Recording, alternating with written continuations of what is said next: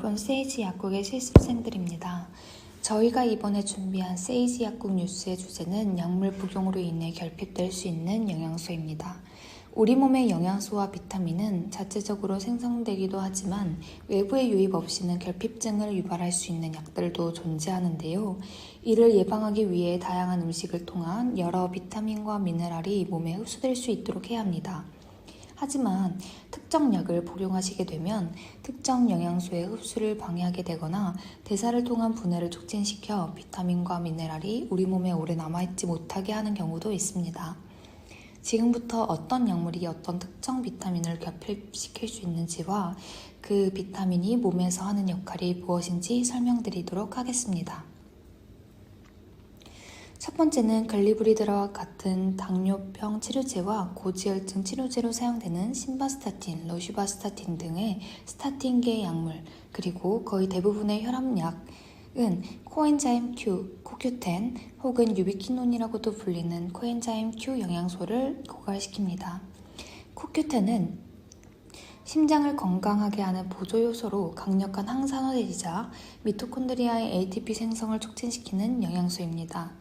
이에 따라 코큐텐은 세포의 산소, 에너지 수준을 관리하여 혈당, 심장, 면역 기능, 뇌 건강 유지를 담당하는데요. 참으로 아이러니하게도 이렇게 심장과 혈당을 건강하게 하는 코큐텐이 당뇨약과 고지혈증 치료제, 고혈압 치료제에 의해 고갈됩니다. 그렇다면 코큐텐의 고갈을 막기 위해서 어떻게 해야 할까요? 네, 약국에서 코큐텐을 포함한 혹은 단독으로 판매하는 영양제를 찾아 보충해 주시면 됩니다. 전반적인 건강을 유지하기 위해선 30에서 50mg씩 하루 1, 2회 복용하시고 위와 같이 코큐텐이 고갈되는 상황의 경우 50에서 100mg씩 하루 한두 번 복용하시는 것을 추천드립니다. 두 번째로 AC 이니비터 약을 복용했을 때 고갈되는 미네랄은 대표적으로 아연이 있는데요.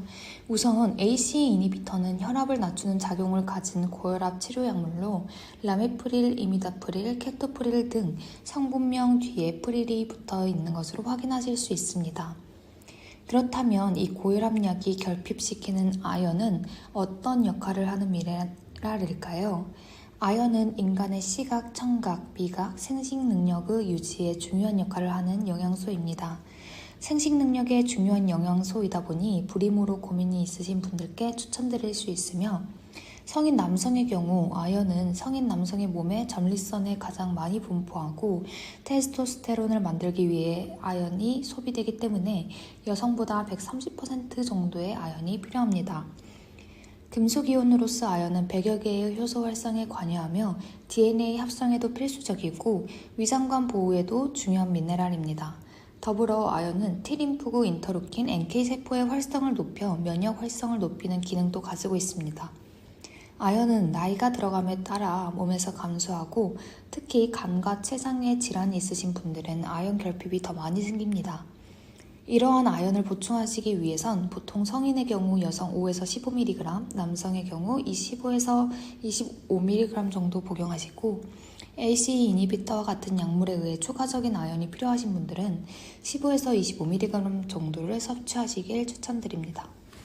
경구 피임약을 복용 시 고갈되는 영양소에는 비타민 B군, 유익한 장내세균, 마그네슘, 셀레늄, 티로신, 테스토스테론, 아연이 있습니다. 이에 따라 발생하는 증상으로는 심장질환, 피로, 칸디다 감염, 과민성 대장증후군, 우울증, 불면증, 면역력 약화, 기억력 상실, 신경통, 갑상선 기능 저하증 등이 있습니다. 그렇다면 고갈되는 영양소 중 대표적으로 비타민 B군의 종류와 역할에 대해 알아보겠습니다. 비타민 B1인 티아민은 탄수화물, 지방, 단백질의 분해에 관여하기 때문에 체중, 혈당, 콜레스테롤을 감소시키는 데 매우 중요한 역할을 합니다. 비타민 B2인 리보플라빈은 에너지를 생성하고 신경을 보호하며 스트레스를 해소해주는 역할을 합니다.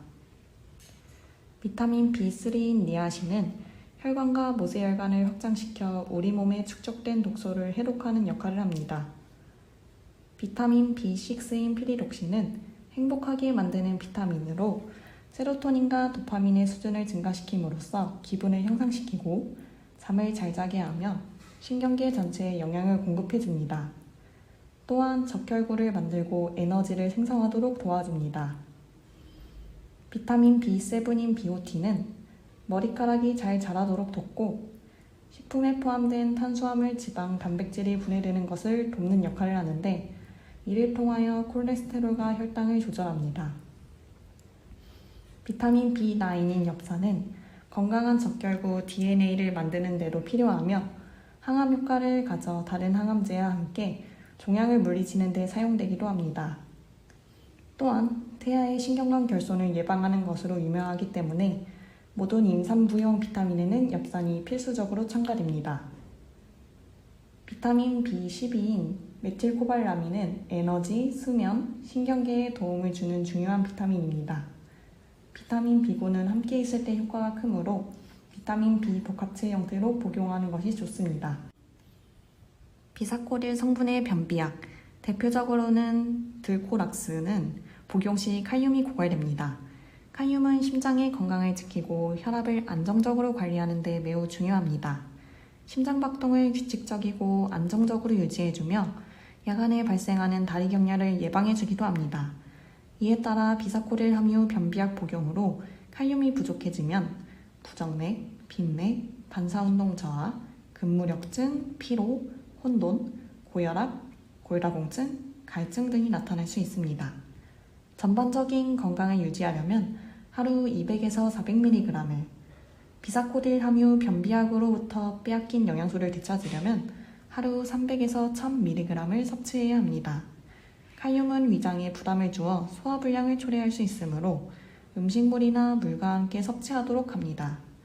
여기까지 영양소를 결핍시키는 대표적인 약에 대해 알아보았는데요. 약 복용 시 해당하는 증상이 나타난다면 부족해진 영양소를 보충함으로써 건강을 되찾아봅시다. 감사합니다.